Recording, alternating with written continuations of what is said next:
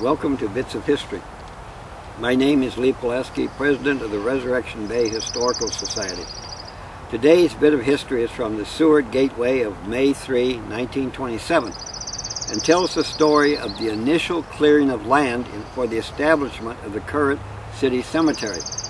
The headline: Citizens turn out in large numbers to observe Memorial Day by clearing and dedicating new cemetery grounds.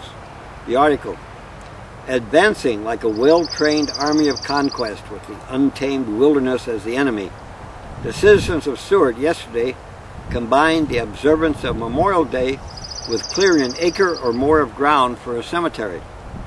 The scene of the battle was just north of the Jesse Lee home, and when the final mopping up was completed, a marked change had been wrought in the landscape. The bugle sounded the 0 hour at 8 o'clock a.m.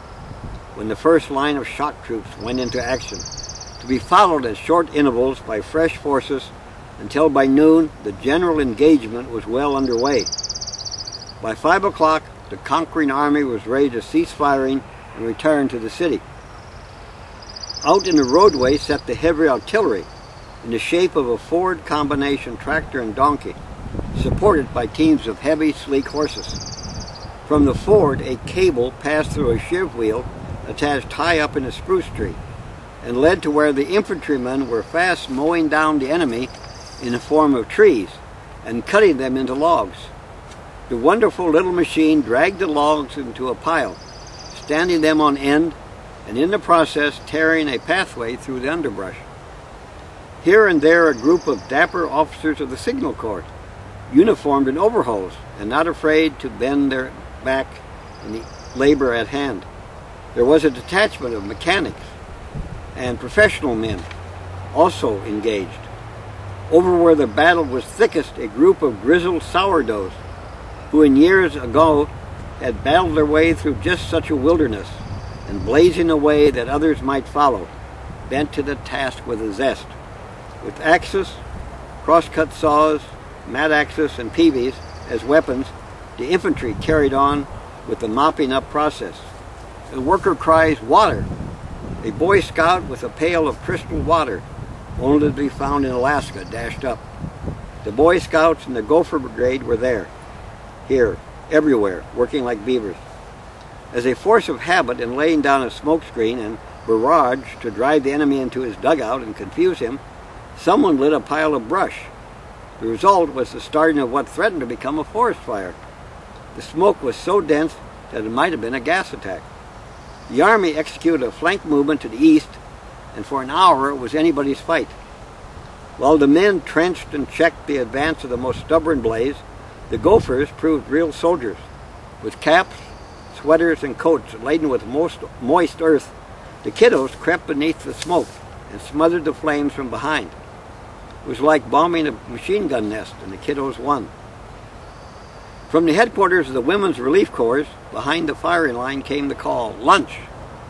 The order to cease firing brought the victorious army from the field to line up before the tent, where the ladies handed out delicious sandwiches, cakes, and coffee to the hungry.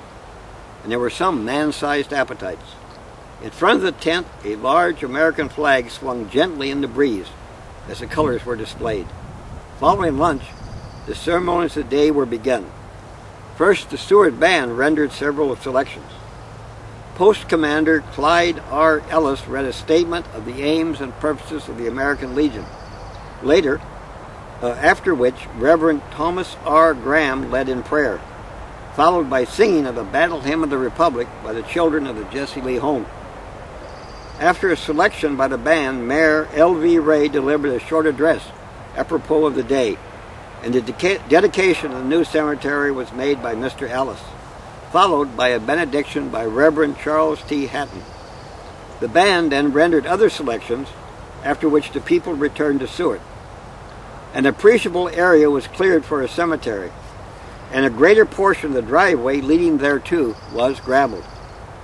Thank you for listening to this bit of history. On Monday, June 21, the Historical Society will be conducting its annual Summer Solstice Cemetery Tour at 10:30 p.m.